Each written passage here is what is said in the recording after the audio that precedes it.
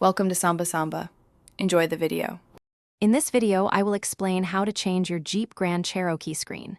First, gather your essential tools, including a trim removal kit, a screwdriver, and a clean cloth. It's crucial to confirm your new screen is fully compatible with your specific Jeep Grand Cherokee model. Before touching anything electrical, always disconnect your vehicle's battery to ensure your safety throughout the process. This prevents any accidental short circuits. Now, let's remove the old screen. Using your trim removal tools, carefully pry around the edges of the trim panel surrounding the infotainment screen. Work slowly to avoid scratching any surfaces. Once the trim is off, you'll see the mounting screws or clips. Unscrew these, then gently pull the screen forward.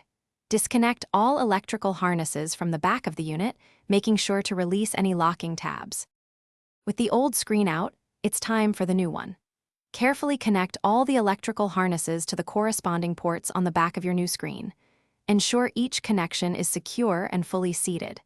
Then, position the new screen into the dashboard opening and secure it with the original mounting screws or clips. Finally, reattach the trim pieces, pressing firmly until they snap back into their original positions. You're almost done. Reconnect your vehicle's battery and turn on the ignition. Thoroughly test your new screen's functionality. Check everything: navigation, radio, Bluetooth, and especially the touch response to ensure it's working perfectly. If everything looks good, you've successfully changed your screen. Also, for a great way to enhance your driving experience, check out the Echo Dot smart speaker.